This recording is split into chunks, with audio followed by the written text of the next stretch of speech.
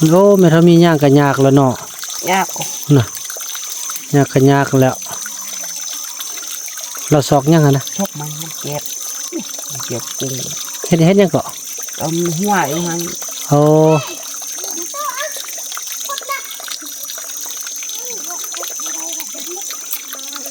โอ้ย่างก็ยากแล้วเนาะมันยากมันเจ็บลูกปืนเขาอยู่คาอันนี้ก็ทึกเขายิงฆ่า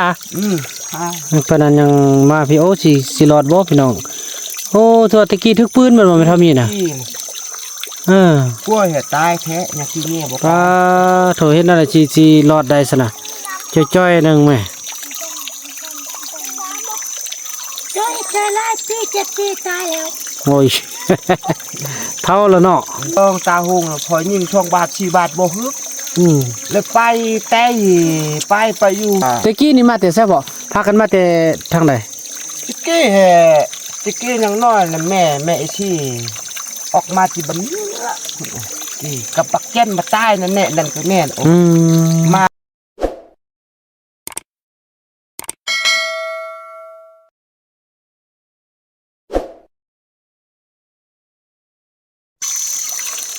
สบายดีท่านผู้ชมเนาะคลิปนี้ก็จะมาโอลมพ่อบุญไทยมุนาเผาเขาบอกว่าที่มาที่ไปหรือว่าอย่างต่างที่เบานำทรงใส่เนาะที่ว่าห่วงปลาดุกห่วงซาลีเบารายงานให้ฟังเนาะกับปลามันกับผ้าคอกับเขาของห่วงเขากินบ่อิ่มของห่วงเฮ็ดบ่อิ่มนี่หน้าเลยมันตั้งเฮือนบ่ได้ตั้งเฮือนหม้อเลยบ่ได้ตั้งเฮือนแคบหรอกตั้งเฮือนกว้างใกล้ๆหุ่นเนี่ยมันมั่างก่อนมั่างตรงนั้นไปตั้งเฮือนใกล้ๆก่อนปุ๊กเฮือนใกล้เขาปงเป้งฝุ่นแหละโอ้แม่นกัดอีกแล้วแม่เนี่ยก็คือนั่นขั้นนี่เจ็บนี่เช็คเขาบอกว่าเห็นแล้วช่วยกัดว่าเห็นแล้วว่าเห็นนูนแม่นเนี่ยช่วยเขากัดพ่ออันนั่นบ่ตะกี้คือได้ยินนั่นเขาไอ้พ่อนี่ยิงปืนอากาศเป็นอีพ่อยิงปืนอากาศเป็นบ่ตะกี้นะตะกี้พ่ออันลืม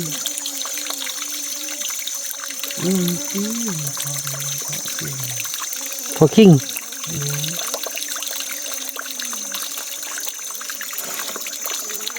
พ่อบรรณมอพ่ออีลันพ่ออีลันไปซื้อเงินบ่พอเลยพ่ออีลันไปช่วงหุบเขาตะกี้พ่อยิงเป็นบ่เขามาเก็นบ่ยิงอันจะเม่นเยอะแล้วช่องพอมีช่องตาหงพอยิงช่องบาท4 บาทบ่ฮึกแล้วไปแต่ไปอยู่หูกกนึงพอลัดช่องมึงยิงบาท1อ้าวถึกหัวนี่บับตกเอามาเฮาพ่อลั่นหันว่าพ่อลั่นบอกว่าผู้เจ้าบ่เคยเฮ็ดคุณกล้าเจ้าบ่เคยเฮ็ดตะกี้ฮ้องตอนพ่อน้อยก็บ่มีน่ะบ่มีพ่อลั่นบอกว่าตะกี้นี่มาแต่แซ่บ่พากันมาแต่ทางใดตะกี้ยังน้อยน่ะแม่ไอ้ที่ออกมาที่บันนี้ละนี่กับปักแก้นมาใต้นั่นแหละนั่นก็แม่นมาปักแก้นกับอีชี่ช่องคนมาเนี่ยรับมาเห็ดรับอยู่ป่าเลยรับมานอนมาฮอดห้วยลำหุ่งนอนห้วยลำหุ่ง3 คืนรับมามาฮอดบ้านนี่แหละ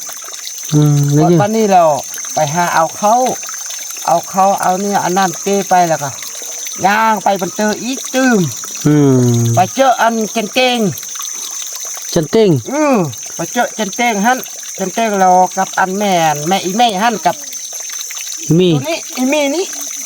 เจออยู่บันเตอไปอันบันชิมอนบันทบอน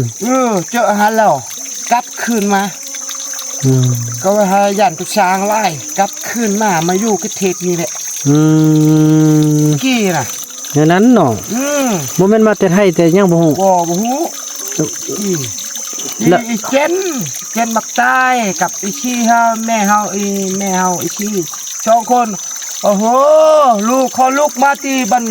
คนไทยกับอันเป็ดทหารก็ แล้วแน่เขาลุกมา มาแต่ทางฝั่งไทยพุ่น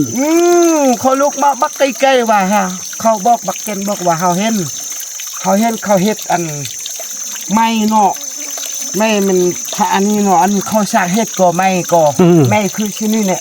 มีปิ่นหักกับปิ่นดามลอยแล้วเราไปเย็บชายมันเลยเงยมาแหละเป็นแม่อีชีมันเฮ็ดที่นี่กังปักนี่ปิ่นดามปักนี่ชอบตัวนี้แล้วมือหนึ่งจับแล้วมักจะจับบุบนะแล้วเขาเบิ้งปิ่นกุดเขาตัดใหม่เขาปั๊มมีปิ่นหักปิ่นดามบักนิ้วโยงเขาสร้างเฮ็ดโง่ตอนนั้นแหละเขาลุกมาก็รถเยอะเขาข้ามเอาแตกบัดเขาบอกเอาตัวนั้นเพราะว่าหักไปหาบ้านบ่ไรไปหาจูนึงเหรอได้เจ้าของคืนมาแล้วมันจับไม่คืออันไม่ช้ำนั่นแหละเขาจับแต่เขาเงือกขึ้นแล้วมันเขาตั้งขี้ดินนี้เขาตั้งเราออกมาเป็นหักเขากุ้งยืนมีเบอร์มีงาก็หามีปิ่นดามไปบ่ไรยามแล้วทางนึงให้เฮ็ดดาทางนี้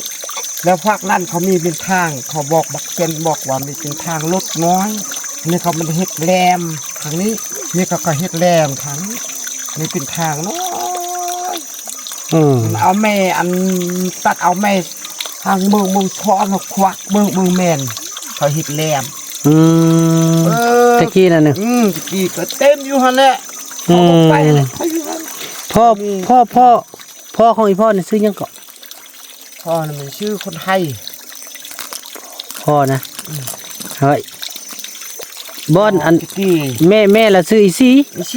พ่อเด้พ่ออันพ่อมันน่าจะลืมพ่ออีซีพ่อมันคำดีคำดี2 คนแล้วอีงอนเหมือนพวกใดอีงอนแล้วอันนี้ใบยอดใบยอดแต่พวกก้นแล้วอันนี้พวกกลางชื่อพ่ออีซี2 คนแล้วอันนี้น่ะมันปะแล้วบอกคานอยู่เฮาคานน่ะปะแล้วไปเอาหันถึงหันแล้วแม่อีซีนี่แหละก็เอาพอคำดีหันเจ๊พอมันวักเจ๊แม่เฮาอีซี่ย่างเฮากับอันคุณน้องน้ำตาอยู่มันลุบมันท้องลุบเน่าอยู่บนท้องลุบ2 คนมีอายไอ้น้องน้ำลุบอย่าง2 คนแล้วอันนี้ของอายเฮาอายอีกิ้งหนึ่งของพ่ออันพ่อมาหยอดกุกน่ะเป็นหยักชี้น่ะแม่ปะลูกหันปะแม่หันแล้วก็ไปเอาหันย่างอยู่หันย่าง1 2ผู้หญิงเป็น2ผู้ชายเป็น3นี่ทำนี่โอ้แล้วอันนี้เนี่ยมันคล้องพัวบะวังจิกี้เขาเฮ็ดเชฟจิกี้แล้วพัวบะวังมันถือคำนี่น้ำตายอยู่ห้วยชนาก็ห้วยชนาอันนี้พอเยอะนี่พอเยอะอันตะหานนี่เขาก็บอกกับอันตะหานอยู่อันคนละกลางอยู่บันทึงก่อแล้วเขา2 คนแล้วพอเยอะกับอันคนละกลางแล้วลำลังบ่ฮอดย่านลำลังถ่ายปืนแบกปืนเยอะลำลังแล้วทหารมันควายก่อทหารมันควายกับบันนำพายก่อบันนำพายแล้วลองก้อนแล้วเห็นแล้วเบาว่างแล้วจะเอาไปอย่าชุบป่ะอย่าชุบมาเฮือนำไอ้เด้ไอ้อีชุบนะครับแงนเบิ่งบ่ได้เบิ่งคักก่อปืนกาละเปียบับเอาถึกทำชอบตายไอ้ปีนี้ฮะเนี่ยเราลงมาแล้วแต่อันนี้กับอันหาร2 คนว่าแม่นแหละว่าแม่นสุดตู้ก็มันหักตั้งเนื่องเข้าไปโลกกินน่ะเจ้าบ่เบิ่งคักก่อเจ้าอันยิงก้อนทอน2 คนมาลำล่างบ่ฮอดเปปืนเยอะนัก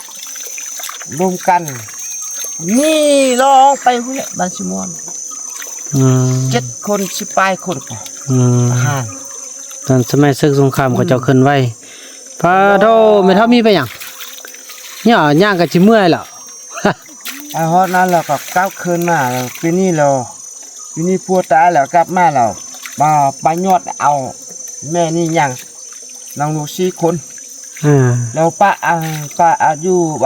บันสิควันหั่นผู้หญิงอันหนึงแล้วผู้ โอ้ ชายอันหนึง ขอโทษลูกอีพ่อบ่ได้ล้างขอโทษเด้อ แล้วสองแล้ว สามคนไปล้างถ้วยให้พ่อนำ เป็นผู้เว้านี่ฮีจิกตายแล้ว คุยเยอะเฮ็ดตาย ปอดโท ตายอยู่ไปอันบ้านน้ำพร ชื่อหยังเกาะ เอาวัง ผู้หญิงนะผู้ชาย เอาวัง ผู้หญิงหรือผู้ชาย ผู้ชายมันเป็นผู้ชายที่นี่ตายอยู่บ้านน้ำพรแล้วอันพอเท่าขึ้นมาแล้วมาบอกบัชิพันหันบัชิพันน่ะบอกคุยว่าตายแล้วจีกตายแล้วคุยเยอะเฮ็ดติกันตาย3คุยหัวจักมึงนี่ได้คุยอยากที่ผู้น้องหั่นผู้น้องกับผู้ชาย2อันนี้ผู้น้องอันนี้ก็ผู้ชาย2คนอยู่แต่อันมันสิควัน โอ้แม่ถ้ามีย่างก็ยากแล้วเนาะ ยาก น่ะยากก็ยากแล้วเราซอกยังหั่นนะ ชอบมันเจ็บมันเจ็บกุ้ง เฮ็ดยังเกาะ หัวไอ้หั่น โอ้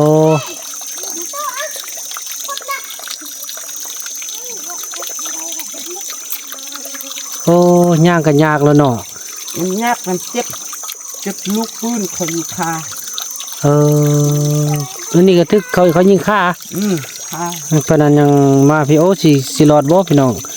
โอ้ตัวตะกี้ทึกปืนมันบ่แม่นเท่ามีน่ะ ที่ กลัวเหตุตายแท้เนี่ยที่นี่บ่ ปลาโถเฮ็ดนั่นน่ะสิรอดได้ซะนะจ้อยๆหนึงแม่ ช่วยเธอไล่ปี7 ปีตายแล้ว โอ้ย เท่าแล้วเนาะ เขา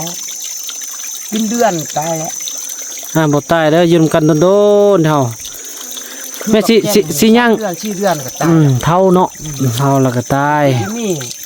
กายตัวนี้กายเดือนหนึงที่นี้กาย3 เดือน3 เดือน6 เดือน8 เดือนเนี่ยตายแล้วอะไรที่นี่บ่ตายเหือคือบักแกนเขานับเบิ่งที่มือเรา3 ปีก็บ่ตาย3 ปีก็บ่ตายตายปีนี้เนาะปีนี้นี่นะ เท่าแล้วเนาะ ตายเป็น6ก่อนเนาะ ตายเป็น6นั่นมันเอาไปอ่ะ มา เอา เอา เข้า ดิเช้าบ่ตายเนื้อ ก่อนหลายปีละเท่าละ เขาตายเขาไปชอกกินแหละ เนี่ย ไม่ยันนะเครือมัน คือมันเสีย มันหิน มีเห็นอันมันมีเห็น นั่นพี่น้อยเนาะ ใหญ่ ถือว่าคลิปดีบอกเราจะขออนุญาตจบคลิปกันสำนี้ก่อนเนาะแล้วก็ว่ากันใหม่ในคลิปต่อไป เรื่องว่ามัก ให้อยู่กับเรื่องราวของพี่น้องพอต้องเรื่องเฮาเนาะคลิปนี้บ่าวนำขอกล่าวคำว่า นี่เดี๋ยวไป สบายดี